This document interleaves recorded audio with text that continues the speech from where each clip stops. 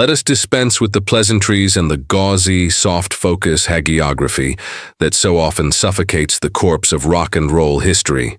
We are not here to light a candle for the sainted Beatles, nor are we here to participate in the communal, baby boomer ritual of misty-eyed remembrance. That is the stuff of television specials and glossy magazine retrospectives designed to sell you a comfortable, sanitized version of the past. Our purpose is far more brutal, and therefore, far more honest. We are here to conduct an autopsy. We are here to examine an ending, not as a tragedy, but as a biological and artistic necessity. The performance given by the Beatles on the rooftop of their Apple Corps headquarters at 3 Savile Row, London, on January 30th, 1969, was not a concert.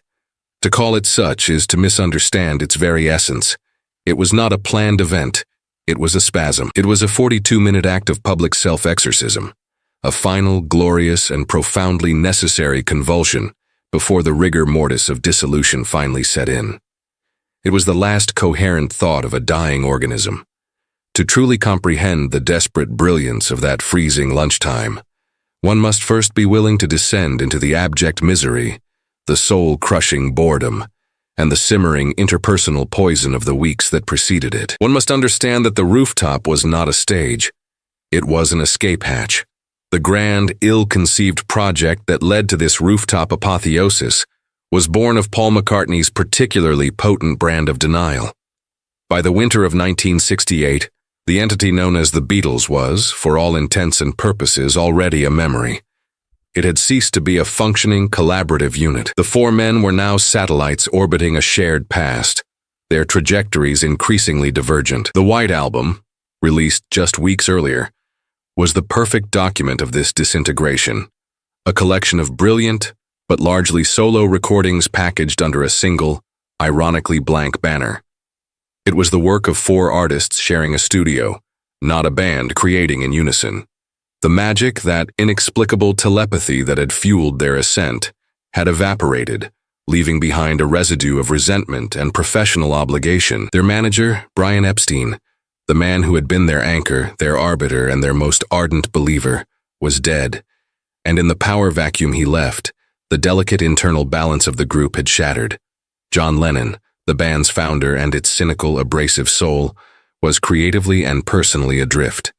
He had found a new focus, a new collaborator, a new reason for being, in the avant-garde artist Yoko Ono. His devotion to her was absolute, and her constant, silent presence in the studio served as a passive, yet powerfully effective disruption to the established boys' club dynamic.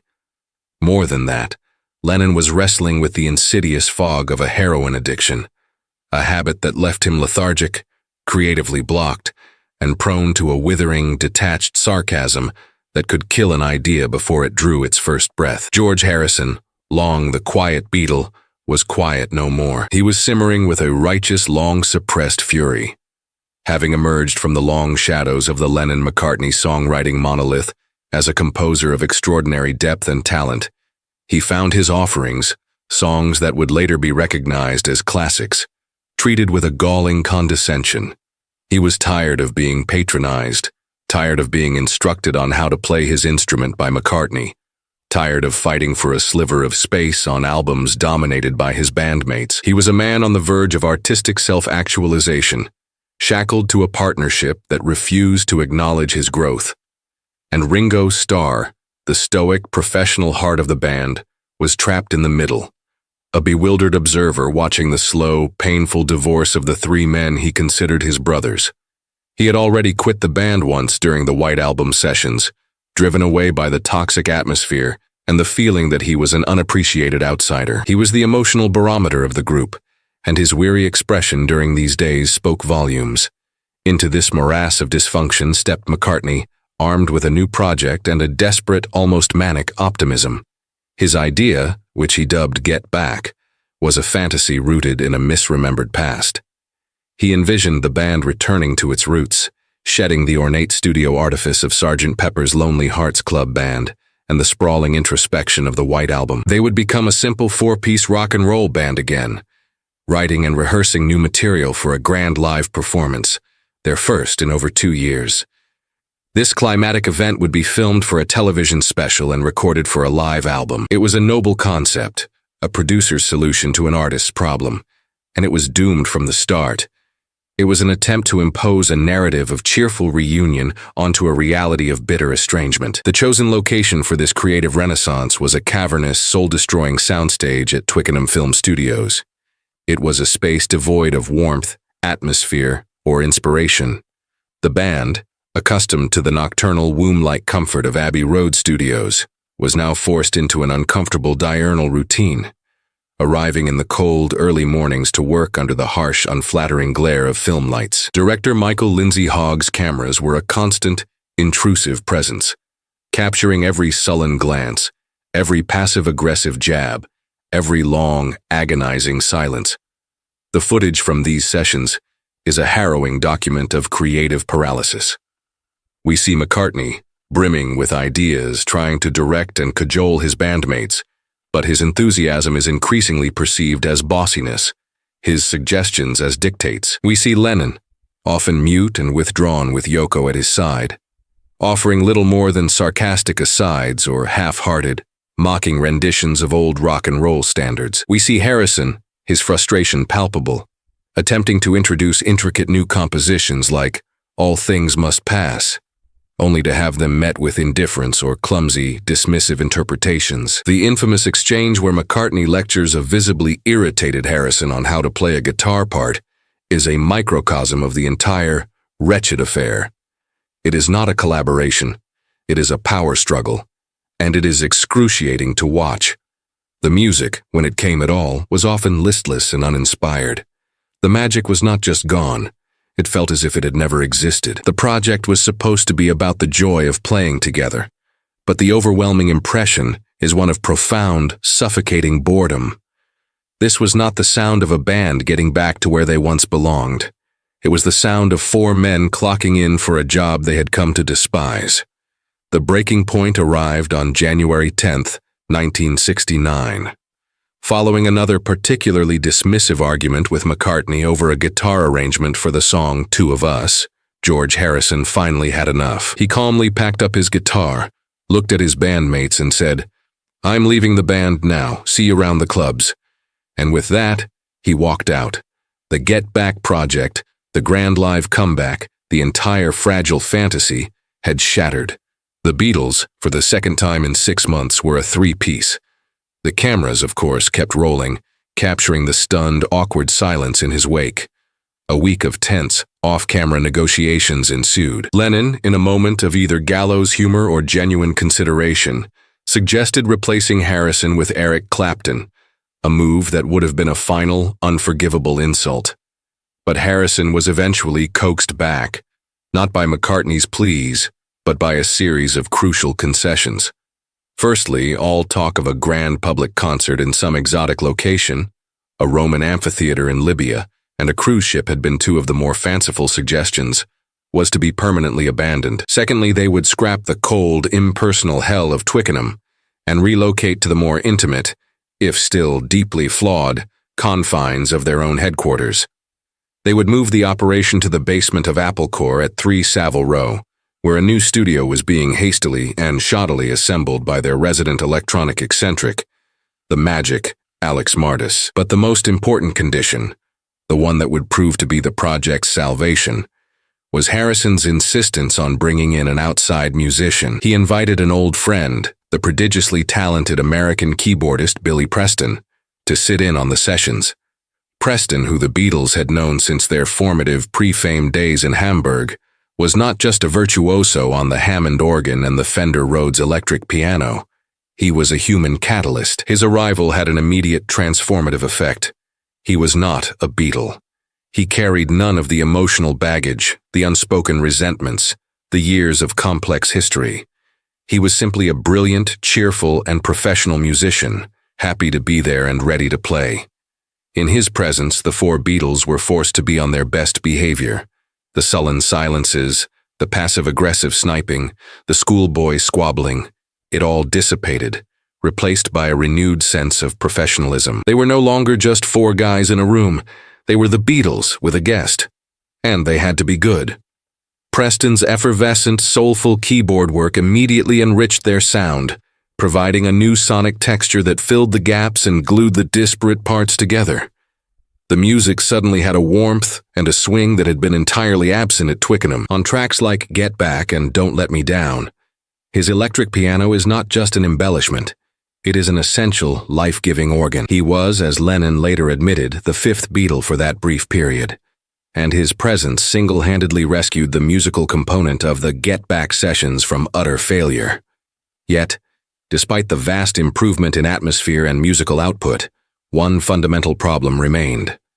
Michael Lindsay Hogg still needed an ending for his film. The entire project had been predicated on documenting the creation of a live show, and there was still no show. The idea of a public concert had been vetoed. The days were ticking by, and the project was threatening to peter out with a whimper. The solution, when it finally emerged, was born not of grand artistic vision, but of a combination of logistical pragmatism, creative desperation, and a final flickering ember of the old, anarchic Beatles spirit. Who suggested it first is lost to the conflicting memories of the participants. Lennon, Starr, and Lindsay Hogg have all laid claim to the idea. But the logic was as simple as it was audacious. They needed a stage, and there was one, right above their heads. Their own roof. The idea was absurd, it was impulsive, unprofessional, and logistically nightmarish. It was a flagrant disruption of public order, a two-fingered salute to the stuffy, respectable traditions of their Savile Row neighbors, the bespoke tailors and private banks. It was, in other words, perfect. It was a solution that sidestepped all the issues that had plagued them for weeks.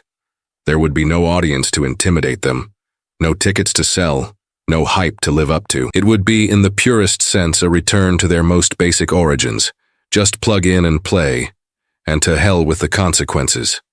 It was a profoundly Scouse idea, a piece of glorious, impulsive mischief. The decision was made with a collective shrug rather than a triumphant cheer. It was the only option left.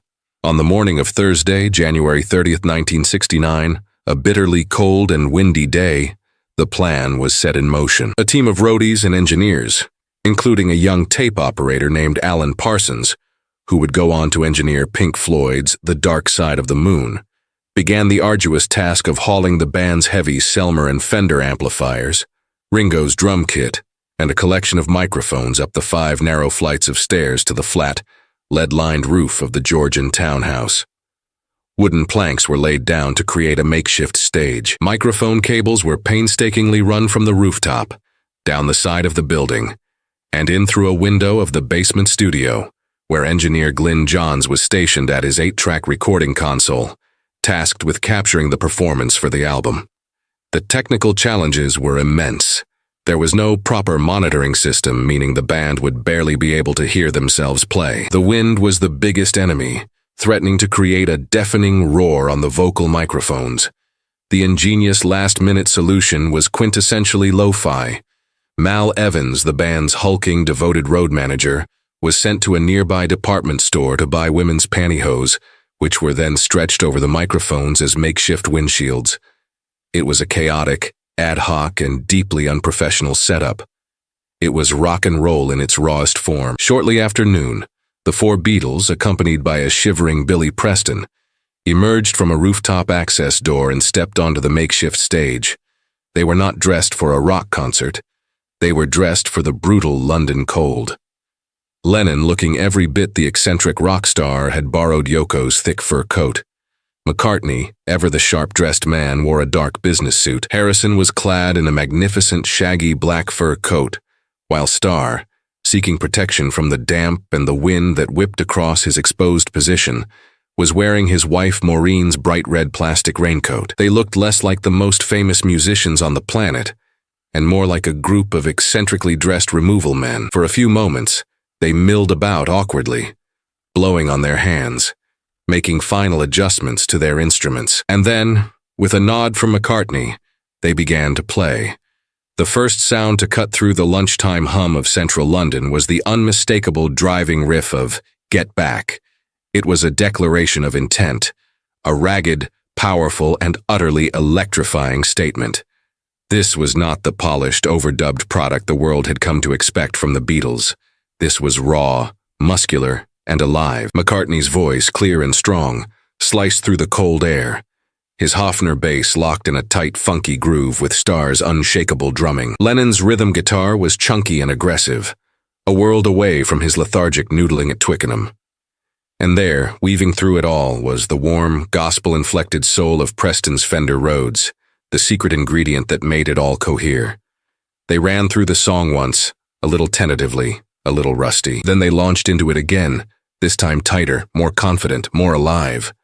On the street below, 5 stories down, a scene of beautiful chaos began to unfold. Heads turned. Lunchtime strollers stopped in their tracks, looking up in bewilderment. The initial confusion, was it a record, a publicity stunt, quickly gave way to a dawning, incredulous wonder.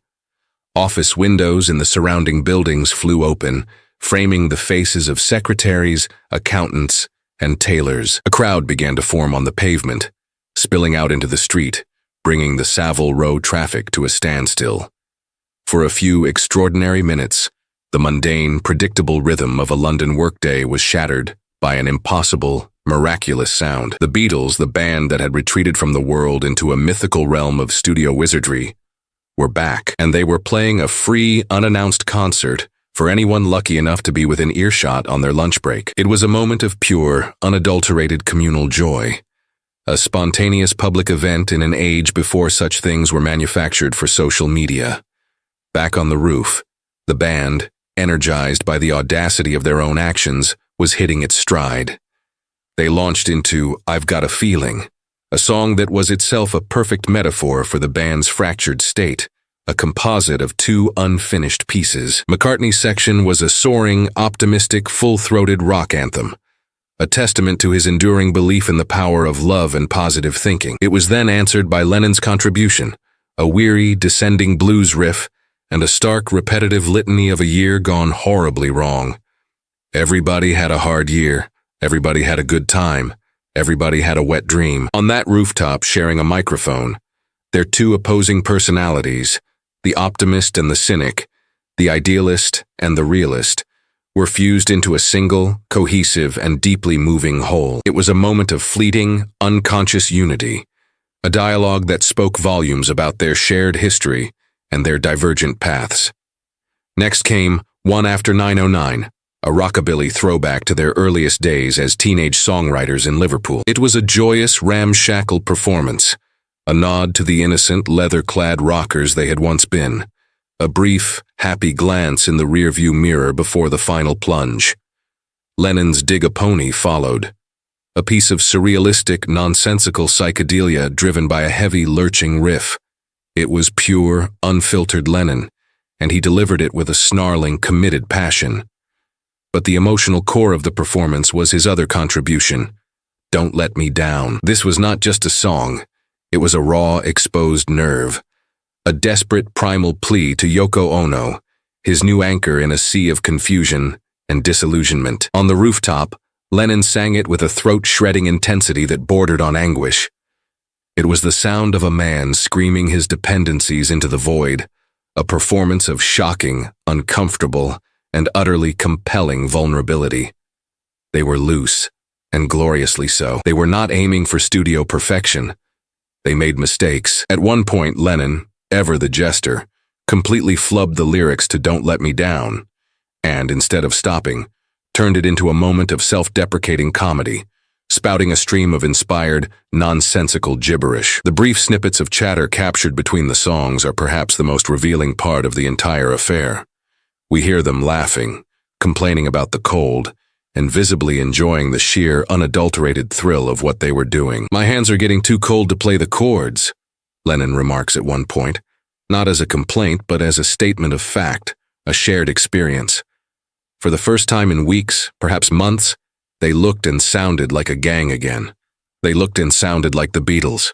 But the real world, in the form of the Metropolitan Police, was inevitably and politely closing in. The complaints had started to roll in, most notably from the stuffy, pinstriped management of the Royal Bank of Scotland, whose offices were adjacent to the Apple building. The traffic was snarled. The noise, for some, was not a miracle. It was an unacceptable disruption of the peace. 2 young, slightly intimidated police constables, PC Ray Shaler and PC Ray Dagg, were dispatched to investigate. They entered the Apple building and began to make their way to the roof. Inside, the Apple staff, in a final act of loyalty, did their best to stall them, engaging them in pointless arguments in the reception area. But the officers were politely insistent. They eventually made their way upstairs, emerging onto the roof to a sight that must have been utterly surreal. The Beatles, in full flight, playing to the sky. There was no dramatic confrontation, no throwing of tea chests, no rock and roll rebellion. This was England, after all. There was a series of polite, slightly awkward conversations. Mal Evans, whose job it was to protect the band from the outside world, tried to reason with them, to buy a little more time. The message from the constables was clear, if apologetically delivered. The show had to end. Knowing the end was nigh, the band decided to play one more song for the road. It was, fittingly, a final, blistering take of Get Back. Aware that this was almost certainly the last song they would ever perform together in public, they imbued it with a final, defiant energy. It was tighter, tougher, and more powerful than the earlier versions. As the song wound down, with the police looking on, McCartney, with a wry grin, ad-libbed a new line, directly referencing their precarious situation. "You've been playing on the roofs again and you know your mama doesn't like it. She's gonna have you arrested." The song crashed to a halt. The amplifiers were switched off, and the London silence rushed back in to fill the void. Then came the final, perfect epitaph. As the others began to pack up their instruments, John Lennon, the band's resident wit, and its most uncompromising truth-teller, stepped up to the microphone. With a look that was equal parts sincerity and pure, unadulterated sarcasm, he delivered the line that would become the performance's immortal closing statement, a perfectly pitched farewell for the greatest and most irreverent band in the world. "I'd like to say thank you on behalf of the group and ourselves, and I hope we've passed the audition." And with that, it was well and truly over. In the immediate aftermath, the rooftop concert was not hailed as the legendary event it is now considered. It was simply the end of a troubled and deeply unsatisfying project. The Get Back sessions limped to a conclusion. The mountain of tapes was handed over to engineer Glyn Johns, who attempted to compile them into a raw, warts and all live album, an approach that was repeatedly rejected by the band as being too ragged and unflattering. The tapes were shelved. The accompanying film sat in a vault. The Beatles, having stared into the abyss during January of 1969, managed to pull together one last magnificent time to create their true masterpiece and final recorded statement, Abbey Road. A year later, in 1970, with the band already officially and acrimoniously defunct, the Get Back tapes were handed to the American producer Phil Spector, who, to McCartney's eternal disgust, smothered the raw performances in his signature wall of sound, adding saccharine string arrangements and choirs. The resulting album, retitled Let It Be, was released as a posthumous, and for many, a deeply flawed tombstone. The accompanying film, cut by Lindsay Hogg to emphasize the arguments and the tension, served only to cement the public narrative of a miserable, bitter end. For decades, that was the story. The rooftop concert was seen as a brief, bright spot in a month of utter darkness, the final twitch of a dying band. But history is a fluid thing, constantly being reevaluated with the benefit of hindsight and new evidence. The release of Peter Jackson's monumental 2021 documentary series, Get Back, meticulously restored from over 60 hours of unseen footage, has forced a profound and necessary reappraisal of this entire period. Jackson's work stripped away the grim narrative of the original film and revealed a more complex and far more human truth. Yes, there was tension and argument, but there was also laughter, affection, and moments of breathtaking creative genius. The boredom of Twickenham was real, but the joy of creation at Apple was equally so. In this new, more nuanced context, the rooftop concert is no longer just a curious footnote or a sad farewell. It is the story's natural and triumphant climax. It is the culmination of the project's original, flawed premise. They did in the end get back. Not to the past, for that is impossible, but back to the very essence of what they were. A four-piece rock and roll band, playing live and loud. The performance was not a comeback, for they were already gone. It was a come-down, the final exhilarating rush before the long silence. It was the closing of a circle that had begun in the damp, sweaty cellars of Liverpool and the sordid nightclubs of Hamburg. For 42 glorious, freezing minutes, high above the oblivious city they had conquered, they were not a corporation, not a myth, not four estranged millionaires. They were a band. They climbed those stairs as fractured individuals, and for a few precious moments in the face of the wind and the law, they remembered how to be the Beatles.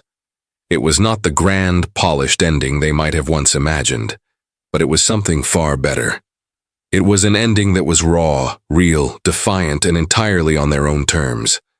They did not fade away. They went out with a blast of pure, joyous noise that stopped the traffic, rattled the windows of the establishment, and gave one last, unrepeatable gift to the world. And yes, it is safe to say, they had most assuredly passed the audition.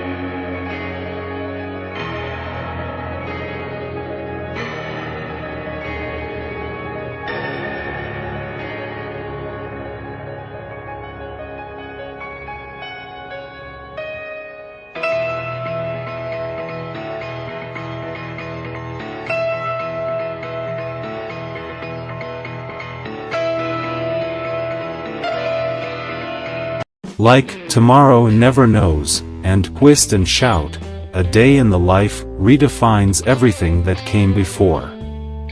After the reprise regroups the mythical band and sends the audience home with a rousing encore, the real Beatles take us back into the world that greets us after the turntable platter stops spinning.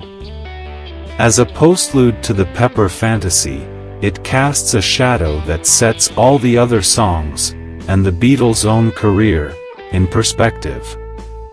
A Day in the Life comments on how listening to a pop record relates to what's happening when the show is over. The slow guitar chords at the outset have a drag to them, and the piano that soon joins in is wearied as well.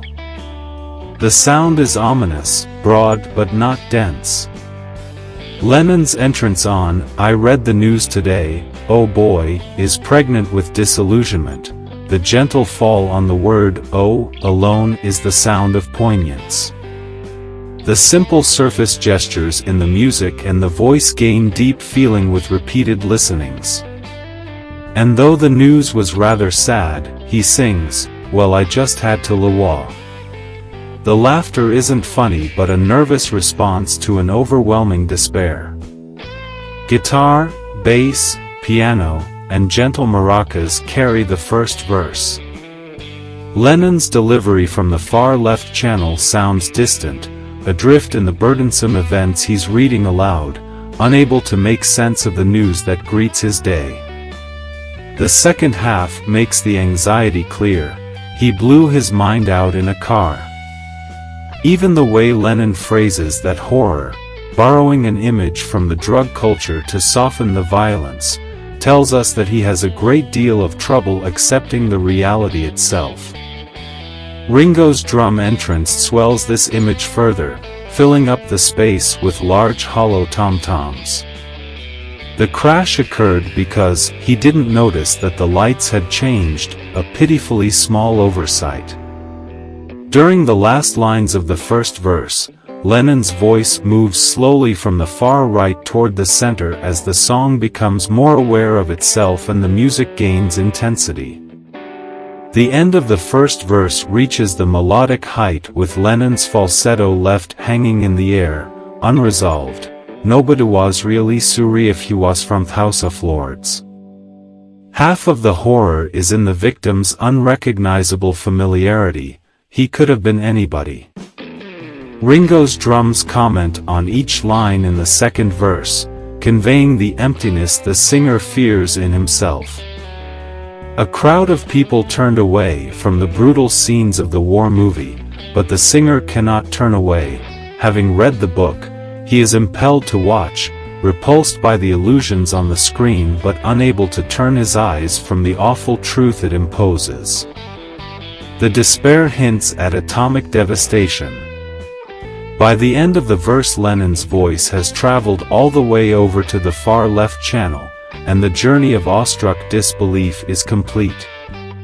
As he sings, I'd love to turn you on, his voice fades into the debris of sound that will soon rise up and overwhelm its meekness. The BBC banned this song from its airwaves because this line was thought to be a drug reference, when in fact it is probably one of the least drug-oriented on the record. The cloud of confusion that has grown inside the singer's head since the song began now opens up, slowly at first, then rises toward a torrential downpour of sound. The storm reaches drastic proportions in a matter of seconds. The conglomeration of noise made by over 40 orchestral musicians playing without music evokes the image of a train speeding toward a head-on collision. It picks up speed from its own momentum. At the peak of the summit, the moment of reckoning, a breakthrough occurs, an alarm clock goes off, and a befuddled sleeper wakes up and begins his day, oblivious to his own nightmare. The simple snare-to-cymbal rousing that Ringo whips off on Paul's waking words completes the transition. The new beat is chipper, industrious, and comments on its own corporate precision only briefly at the end of lines, where the Marshall bass is set loose for a contrasting harmony, on the words, "comb across my head," and, in seconds flat, the snare marches purposefully onward. The compulsion of the rhythm conveys his obsession with time. After looking up and noticing that he's late, he actually gasps for breath before moving on. Paul's complementary section is the day in the life of a modern everyman who sets forth each morning unaware of the tragedy around him, a kind of rock and roll Babbitt. Lennon's agonized empathy surrounds Paul's blissful ignorance, as it did the protagonist of Good Morning, Life is Passing This Figure By. He is not of this world but out of it, preoccupied with his schedule and bland attire. Hopping on the bus, in seconds flat, he climbs to the top level of the double-decker, where smoking is allowed, and has his routine ciggy to start his day. The nightmare returns. The blurring of the dream life and the real world adds to all the confusion. We're never sure whether Lennon's section is the real world or if it's merely the dream that Paul slips back into atop the bus. The alarm clock blurs these boundaries. Is Paul waking from Lennon's nightmare, or is Lennon imagining Paul's generic day in the life? The song inside a song works like the play within a play. The interdependence of reality and illusion is telescoped into one setting. As Paul drifts further off into his dream, his travels from right to left and back to the right again, very slowly, doubling the distance that Lennon took over the course of the first two verses. The rhythm softens to a comfortable backbeat by slicing the rigid military snare in half, allowing a smooth transition back to Lennon's final verse. In fact, the pulse is constant until the end, and the basic rhythm track was recorded live after days of rehearsals, even though bass, drum and vocal tracks would be overdubbed several days later. The orchestra was added last. A loud brass line announces the return, and Lennon appears way over to the left, where he had arrived at the end of the second verse. This last verse goes by more swiftly than the first two. The forces that are set in motion for the first orchestral ascent are starting up again here, only much sooner. This time the train is a runaway from the very beginning of the verse, and the loss of control is apparent with each passing line. The final image of the song is trivial. The 4,000 holes in Blackburn, Lancashire, are potholes that the local authorities had to count. There is disagreement about this image. Richard Poirier writes morbidly of Scotland Yard searching for buried bodies on a moor by making holes in the earth with poles and then waiting for the stench of decomposing flesh. Lennon comments on bureaucratic absurdity wryly. Now they know how many holes it takes to fill the Albert Hall. What all the holes refer to doesn't matter as much as where Lennon takes the image. By devoting attention to such a meaningless counting task, he emphasizes the disparity between this verse, and the warped values it implies, and the other two. The second orchestral tidal wave is larger and more disturbing than the first. Instead of arriving at an alternative world, the roaring tumult crashes headlong into the defeat that was its fate from the very beginning. The tangle of instruments was never scored. Each player was told to follow George Martin's gestures and reach a certain pitch as he conducted the ensemble. It is the sound of utter turmoil, an ocean of vexation, churning from beneath every man's subconscious and ready to explode at any second. When the climax is reached and the final declamatory chord hammers the song closed, it is bombastically hollow. The sheer force of energy released from it is enormous, but the tension remains unresolved. It leaves the listener more disturbed than mollified. This final chord, struck mightily by the four Beatles at three pianos on a simultaneous cue, hangs in the air forever, echoing until the final strains disintegrate before our very ears. The oral image couldn't be more stark. it has a sense of tragic inevitability that haunts long after the record is played. In the context of the album, the track begins as an encore and winds up a eulogy.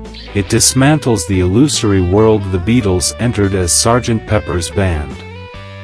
Because A Day in the Life sits next to an unabashedly fun set of songs, it sounds all the more stark. But the Sgt. Pepper journey isn't futile, its despair is ultimately hopeful. "I'd love to turn you on" is a motto of enlightenment, of Lennon's desire to wake the world up to its own potential for rejuvenation, not self-annihilation. If A Day in the Life were a single, it would be unbearably pessimistic. As the final track to the Pepper Road show, it cools the freak-out optimism and challenges its listeners to scheme beyond the numbing ordinariness that daily life confronts them with. A Day in the Life affirms the imaginative landscape of the rest of the album by acknowledging our need for it. Because of the larger context, it's not a song of wasteland, as Richard Poirier suggests. The final blow doesn't summon the fate of modern man. It decries the tragedy of the fullness available and denied in our culture.